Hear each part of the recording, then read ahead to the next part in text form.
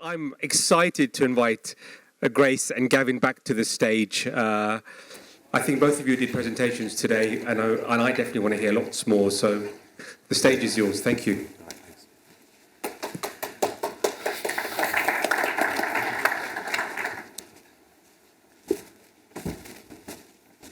All right, well, I think you're for the left side or right side? Left side. All right. So I think we've probably got most of the same people in the room that we've had most of the morning, but again, just quick reminder, so Gavin Grounds, I run security risk and compliance at Meta, and before that I had a very similar role, including cybersecurity strategy at Verizon. Grace, you want to introduce yourself? Sure. Again, I'm Grace Beeson. I'm with Guidewire Software, and prior to being at Guidewire, I worked with Gavin at Hewlett-Packard Enterprise Services and DXC Technology. All right, so basically what we wanted to do today is, in this session, is I had the opportunity to talk earlier about, essentially how to automate the collection of information, but also to come up with a scoring mechanism which gives us an empirical numeric value. So we get out of this kind of world of, silos of red, amber, green, low, medium, high, critical, and get into meaningful perspective that is measurable.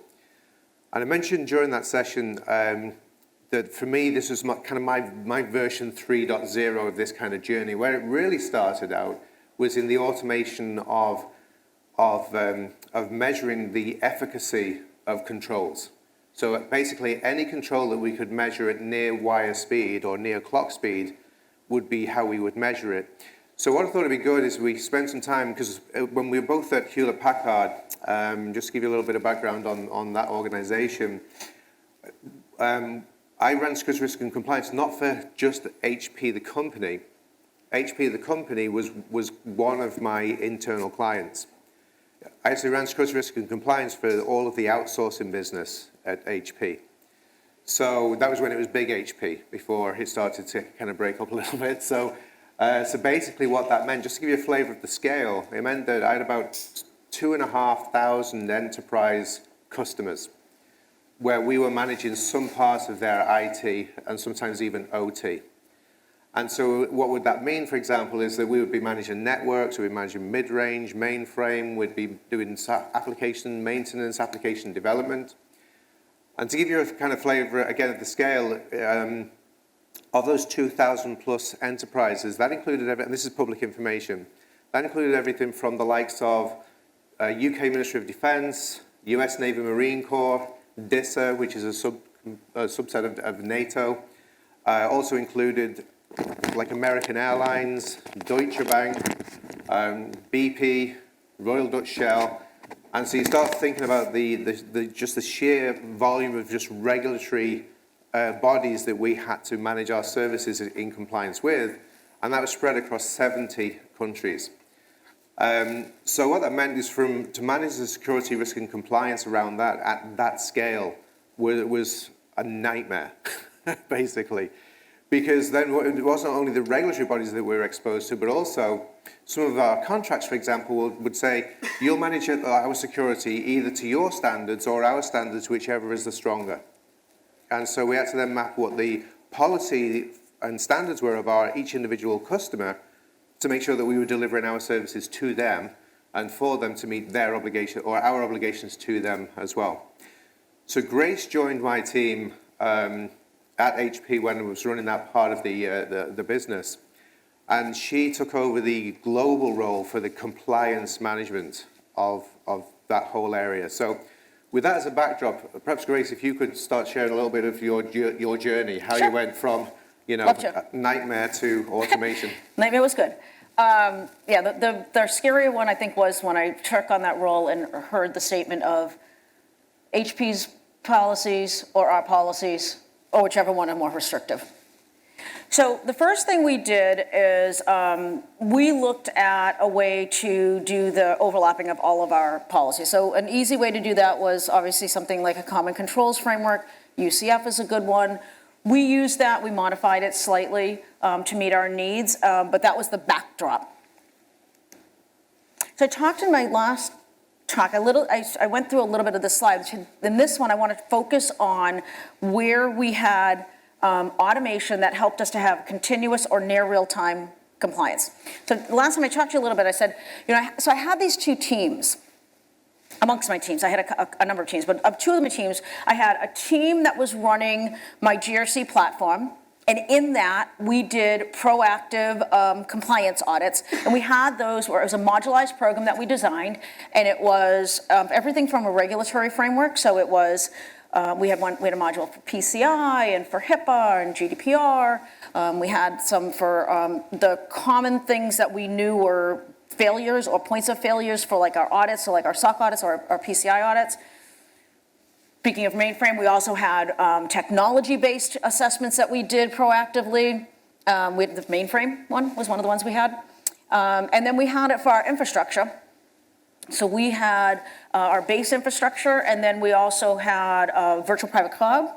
And we were partners with Azure and AWS, and so we had managed partner audits that we went through. And so what we did is, getting back to what I was saying, is that we never want to ask a question in court that we don't know the answer to. We did these proactive audits, but they were manual.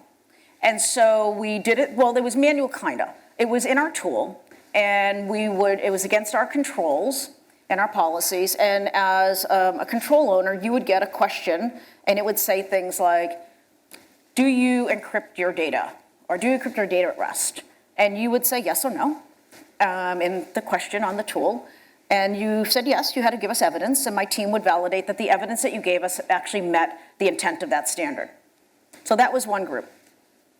And then my other group I had another team of a bunch of engineers, about 70 engineers globally, that ran an infrastructure compliance or controls testing software that ran against about 500,000 servers every month.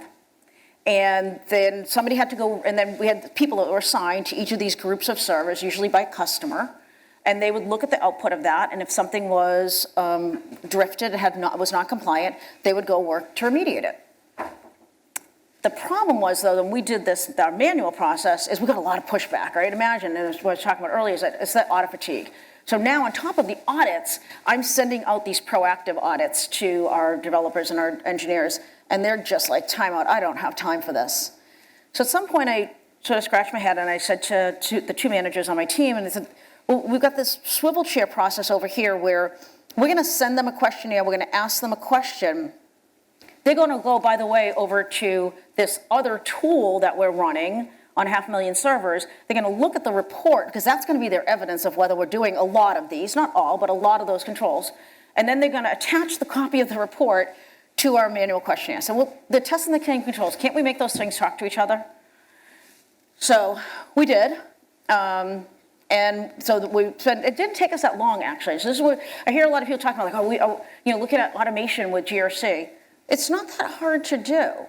You just have to find the common nomenclature. So for us, we had a system that was already scanning and running. I'm going to flip to my next slide, actually. So this is the diagram of kind of what we were doing. That middle part, that blue part, is my GRC platform. And then on the left, we have a bunch of different things that are feeding, and they can either feed in one direction or bidirectionally. But like the brown area, for example, is our policies. So we had UCF feeding into that, and that fed our controls. Now, we modified those once they went in, but the base of the work was done through automation. On the right side, down in the corner, you'll see I had things like the compliance tooling. I'm doing it now. I've repeated this, and I'm doing this now with aggregating vulnerability data. You have to just find the common language, and when we find that common language, you can feed these things in pretty easily. You can do it through things like API integrations. That's full automation. We can even do things with manual uploads. So we could pull data out, even into an Excel, and then upload it. And that's a little semi-automation. What we ended up with is, rather than on our, so the other thing with our controls, with those crazy lists of controls, we had what we considered key controls. So we looked at all of those overlapping industry standards and regulations and customer requirements, and we had about 50, and those were our baseline controls. And that was, if you were in scope for any of these things, this was the minimum standards you needed to comply with, a base. And so we had one of our tests, our samplings was a baseline controls. And we were in 3 regions at the time, and so basically each region would give me about 25 customers that we were gonna, or customer environments that we were gonna go test a year. We had 5,000, what'd you tell me it was? About 3,000. We had 3,000 customers. I was testing 75 a year. And I wasn't getting them all done because it was a manual process, so people were pushing back and saying, I don't have time for this. When we started bringing the API through the integration of the controls, we were scanning 500,000 servers. We had about, we were scanning about 250,000 servers. We had 500,000. We were working towards, and we were building out the tooling on the rest of those. We were scanning half of our server base every month. And so when we brought that in through API, then I could see on a massive scale the allowance of our compliance and our non-compliance. And went right into our issues management. And it automatically opened an issue if we were non-compliant. That's what we did with our control. That was the compliance end of it. Yeah, thanks, Grace. So I think a couple of things just to kind of really emphasize there is, actually the last comment that Grace made is, we said how we could then automatically generate an issue in the system. So when you think about that, you've got all of this tooling that's already mostly available to us, or whatever tooling is available.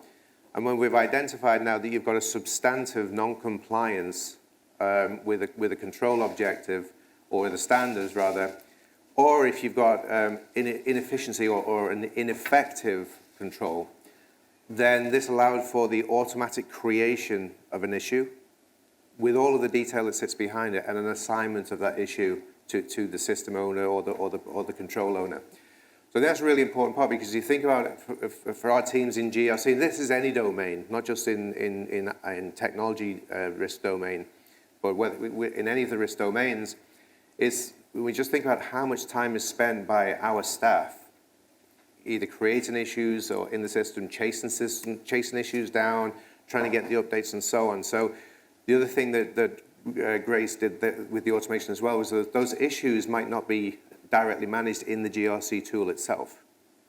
The ownership, if you like, the task or even the activity might have actually gone out as a JIRA ticket, for example, or it may have been a component part of a project.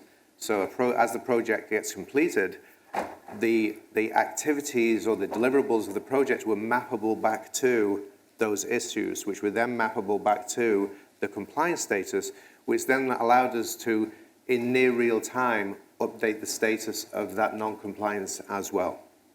So it really gave us that is the phrase, near real-time view, for anything that could be measurable at clock speed. Now, some were not measurable at clock speed, but what we do is look for any process or system where even a component part of that process or system could be used to either ingest from or to put output to. There's another comment you made as well, Grace, that I thought was kind of salient, and that is about, not your phrase, but my playback, is like not boiling the ocean. You know, looking for those initial things that are relatively easy to automate, because everything that we do, no matter how small, frees up time for us to be able to do more kind of productive things. So what that did do, though, and I want to kind of go back to when we started talking about risk, so having gotten it this far, what that helped us is to recognize when it comes to risk management is we could see in near real time where we had risks that were because we were not compliant. So, for example, Grace mentioned about the mappability to, if we've got, let's say there are 3 different regulators for 3 different regions and maybe for 3 different reasons.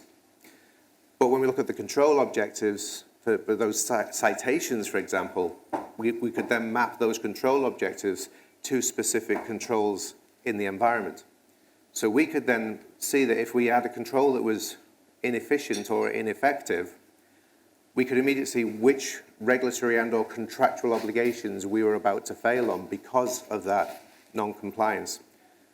So then that made me think about, well, that's kind of like now looking at risk management, at least through the eyes of risk of being non-compliant, and therefore what are the consequences of that non-compliance. And so tying that thought together, just to pull back one of the slides that we used this morning, what Grace described there in terms of, what the controls that we could measure and measuring the efficacy of the controls, that really became the foundation for actionable risk, as we talked about in the session earlier. So when we think about, well, why would that be related to risk? Well, I mentioned about the risk of a non-compliance, but also when we think about what those controls actually accomplish.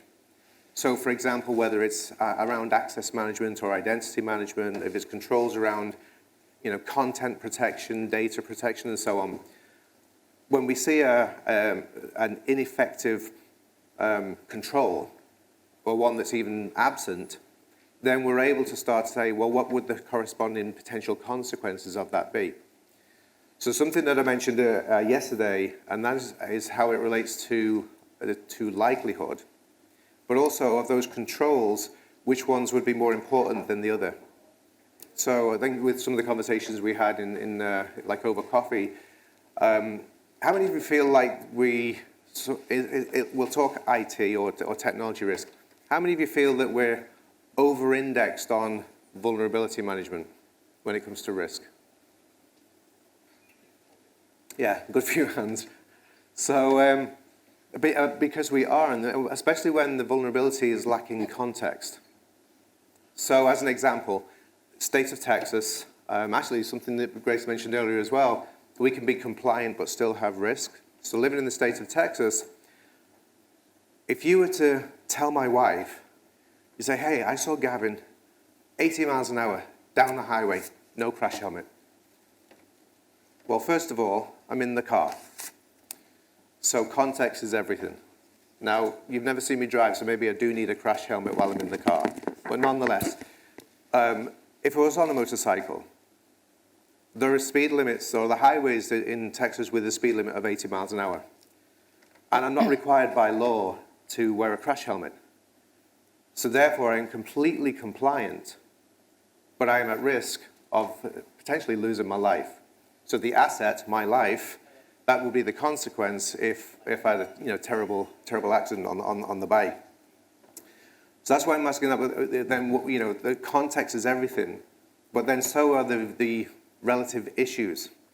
Vulnerability. Is it more significant that something has a vulnerability in the code? Like, let's say if you use an open source, for example, is it more significant that you've got vulnerabilities in your open source code that you're using? Or is it more significant that you've got vulnerabilities in the operating system? Or when we think about the architecture, is it more significant that you've got API connections? Or is it more significant that it's connected to the internet? So with this model, what it allowed us to do is for each control that we were measuring, or each architectural element that we were looking at, we used a coefficient. And so with that coefficient, we were able to calibrate and balance which controls were more significant than other controls in that particular context, as in the context of that business process or that particular platform or application.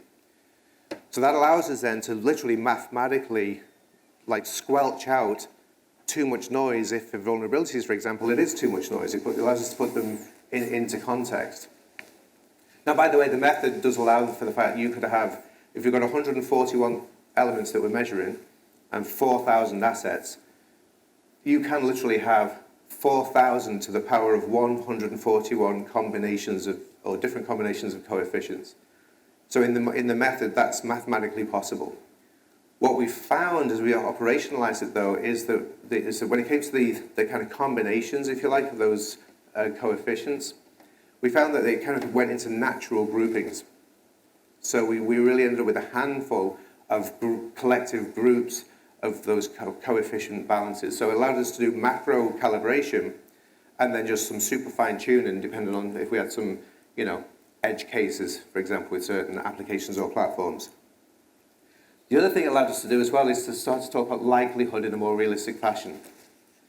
So when we think about likelihood, the example again, riding the motorcycle with no helmet and doing 80 miles an hour, we think about the difference between likelihood and risk.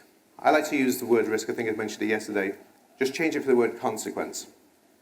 And then it's a risk statement.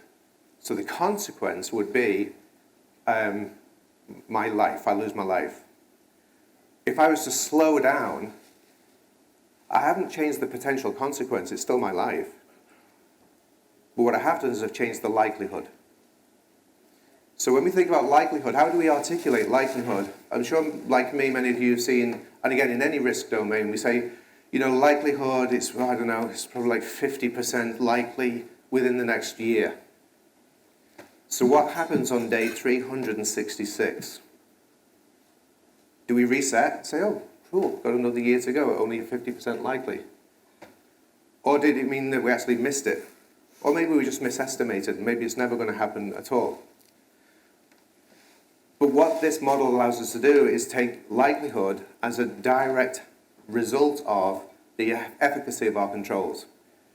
In other words, the more effective the control, likelihood of anything going sideways, going wrong, is going to decrease. Likelihood of failing to meet a regulatory obligation or a contractual obligation will decrease the more effective our controls are. So there's a direct, almost mathematical relationship how we can reduce likelihood by driving up the efficacy of our controls. And the same with the base risk that we talked about, the asset value. The more attractive an asset is, likelihood will increase based on how attractive that asset is. When we say attractive, attractive to whom? Well, let's say that asset is source code for some really cool technology that we're about to push out in the market. There may be some APT groups that are very interested in that asset, whereas a regulator might not be interested at all in that asset. And conversely, we might have an asset that is of great interest to a regulator that's of zero interest to an APT group. So that's why we say when we look at what is how attractive is this asset to a potential, foe, you might say, then the more attractive it is, likelihood goes up, which means that therefore we have to be even more effective with our controls to drive that likelihood back down. So I just thought it was worth spending some time so you could kind of hear the full journey of, I guess, a 7-year journey of how we went from using control efficacy as really to help build us that near real-time automated view of how effective, or what does our compliance profile look like, and then how with actually some relatively short steps, how that became a complete risk management methodology. Grace, anything you want to say just to wrap up in terms of your takeaways? Yeah, I mean, again, reiterate what I said earlier, which is just start with something. So I know I steal that from you, but it is something that we work together on. And so just start with automating something. I told you we started with our compliance. I'm working on vulnerability management now. And again, we weren't doing it for everything. We only did a portion of what we had available to us. So. Yeah. And again, I'll repeat that phrase because I think a lot of people appreciated it. In the interest of perfection being the enemy of progress, so it's start with what you do know. If your asset register is incomplete, at least it's got something in there. Start with what you do know, improve based on what you could know, and always aspire to what you should know. So with that, again, thank you for your attention. We'll be around for the rest of the day if anyone wants to do some follow-up conversation. Thank you.